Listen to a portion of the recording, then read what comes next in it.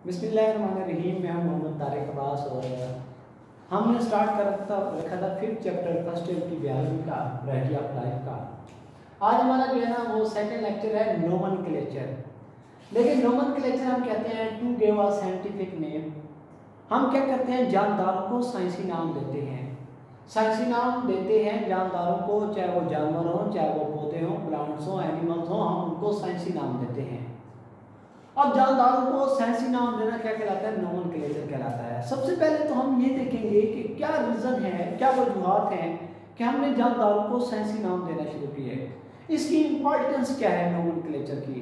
देखिए, मैं एक आपको छोटी सी मिसाल देता हूँ कि इलाके मुख्तलिफ होने की वजह से, वहाँ की लैंग्वेज मुख्तलिफ होने की वजह से, वहाँ की जो सकाफत है वो मुख्तलिफ होने की वजह से चीज़ों के जो नाम हैं वो भी मुख्तलिफ हुआ करते हैं। जैसे देखिए, मिसाल के तौर पर प्याज, जिसे हम इंग्लिश में ओनियन कहते हैं, अब उसको ओनियन के साथ हम प्याज भी कहते हैं। प्याज के अलावा हम इसको वसल भी कहते हैं। इसके अलावा हम इसे गेंडा भी कहते हैं, बसल भी कहते हैं। तो ये मुख्तलिफ नाम हैं जो हम अपनी ज़बान में इलाकाई मुख्तलिफ इलाकों में मुख्तलिफ नामों से पुकारा जाता है। लेकिन क्या इस प्याज को या गेंडा को या बसल को या वसल को क्या दुनिया के दूसरे ममालिक में भी इसी नाम से पुकारा जाता है? तो यकीनन आपका जवाब होगा नहीं। क्योंकि देखें, जो है ना, अमेरिका के अंदर अगर इंग्लिश में वो बोलते होंगे तो ओनियन कहते होंगे।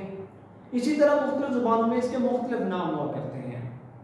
अब जो कि दुनिया के अंदर एक ही चीज़ के मुख्तलिफ नाम हैं तो उनकी पहचान का मसला होता है।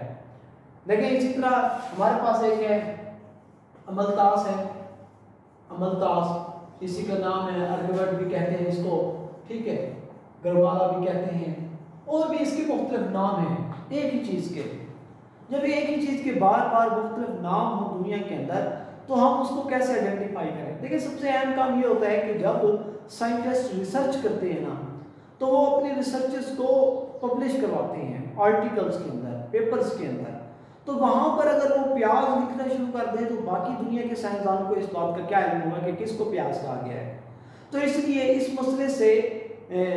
मसले को ख़त्म करने के लिए कार्लस लीनियस ने नोमेनक्लेचर को मुतारफ़ कराया, बल्कि यूँ कहूँ बाइनोमियल नोमेनक्लेचर को मुतारफ़ कराया।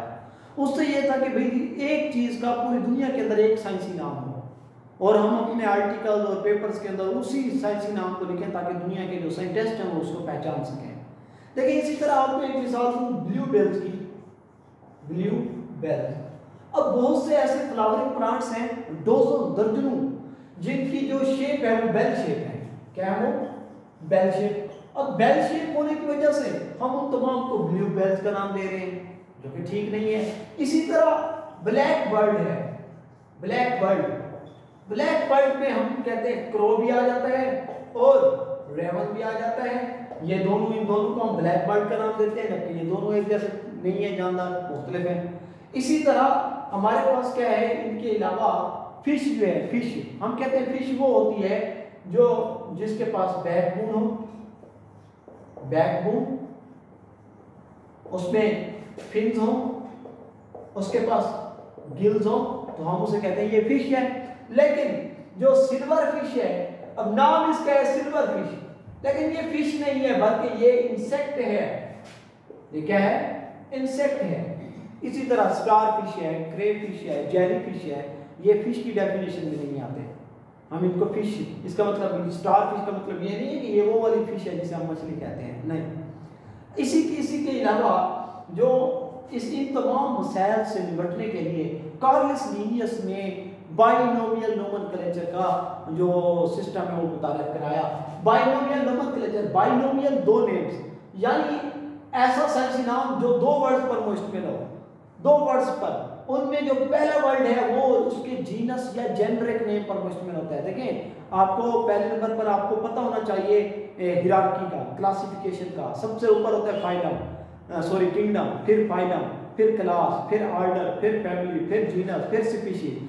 तो एक जानदार में जब साइंसी नाम लिखते हैं ना तो उसके दो वर्ड्स होते हैं। जो पहला वर्ड होता है वो जेनरिक नेम को रिप्रेजेंट करता है, जो दूसरा नाम होता है वो उसका स्पेसिफिक नेम होता है या स्पीशीज नेम होता है। देखिए, जैसे मिसाल दी हुई है होमो सैपियन, इंसानों का नाम है, तो ये होमो जीनस को रिप्रेजेंट कर रहा है, सैपियंस स्पीशीज को जाहिर कर रहा है। अच्छा एक और बात, जब हम साइंसी नाम लिखते हैं ना तो जो पहला जेनेरिक नेम है उसका पहला जो वर्ड होता है उसे लिखते हैं कैपिटल, जबकि जो स्पीशीज का जो पहला वर्ड होता है उसे हम स्मॉल लेटर में लिखते हैं, चाहे वो किसी शख्स का नाम हो चाहे किसी भी मशहूर चीज़ का नाम हो, लेकिन उसका हम पहला वर्ड क्या लिखेंगे, स्मॉल लिखेंगे, लिखते वक्त। दूसरी बात ये है जब हम इसको हाथ से लिखते हैं, जैसे मैंने इसको लिखा तो नीचे हम अंडरलाइन करते हैं, लाइन लगाते हैं ताकि ये मुनफरिद हो जाए बाकियों से कि ये साइंसी नाम लिखा हुआ है। इसके अलावा भी जब हम इसे किसी कंप्यूटर के ऊपर या पब्लिश करवाते हैं तब हम इसे इटैलिक्स के अंदर लिखते हैं या हम इसको बोल्ड कर देते हैं।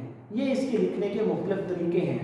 देखिए कार्लस लीनियस ने ना 1753 के अंदर पहली लिस्ट प्रिपेयर की प्लांट्स की जो साइंसी नाम पर मुश्तमिल थी। 1758 के अंदर उसने लिस्ट तैयार की जो एनिमल्स की थी, ठीक है। अब इस तरह जो देखिए इस तरह जो है ना साइंसी नाम हमारे पास वजूद में है। हमने अब देखें बातों का अपना, जैसे मैं आपको बताऊं ट्यूबरोसम है या प्याज को एलियम सीपा कहते हैं, इसी तरह मेरे ख्याल में और भी साइंसी नाम है, ट्यूबरोसम मिलेंजीना है और सोलानम मिलेंजीना है मेरे ख्याल में। तो ये मुख्तलिफ हमारे पास जो है ना जानदारों के क्या कहते हैं जानवरों और पौधों के साइंसी नाम हैं जो हम यूज़ करते हैं। जैसे इंसान का होमो सेपियंस है, तो ये जो अच्छा अगर किसी का ना जेनरिक नेम सेम हो, जेनरिक नेम अगर किसी का सेम हो तो जेनरिक नेम सेम होने की वजह से पता क्या होता है, इसका मतलब देखिए दो चीज़ें मैं कहता हूँ, एक है सोलानम ट्यूबरोसम, एक है सोलानम मेलेंजीना, छोटा इधर भी छोटा इसको मेलेंजीना। अब देखिए इसको मैं मेलेंजीना, इसको मैं अंडरलाइन भी करूंगा, इसे भी करूंगा। अब ये भी सोलानम है, ये भी सोलानम है। अब ये दोनों का ये इसका जेनेरिक नेम है ये वाला, ये भी जेनेरिक नेम है इसका। इसका मतलब है ये जो ट्यूबरोसम और मेलेंजीना है इन दोनों का जेनेरिक नेम सेम है, और जेनेरिक नेम सेम है इसका मतलब है ये दोनों एक ही जीनस के मेंबर हैं। तो इस तरह हमें जानदारों की मुशाबियत का भी पता चल जाता है, उनके आपस में जो मुशाबियत हैं, जो उनकी जो खसूसियात मिलती जुलती हैं, उनका भी हमें अंदाज़ा हो जाता है। तो ये कार्लस लीनियस का ये सारा सिस्टम था, उसने जो पेश किया था, जो आज भी चल रहा है और पूरी दुनिया के अंदर ये मकबूल है। ये हमारा टॉपिक था। इंशाल्लाह नेक्स्ट लेक्चर के साथ हाजिर होंगे। अल्लाह हाफ़िज़।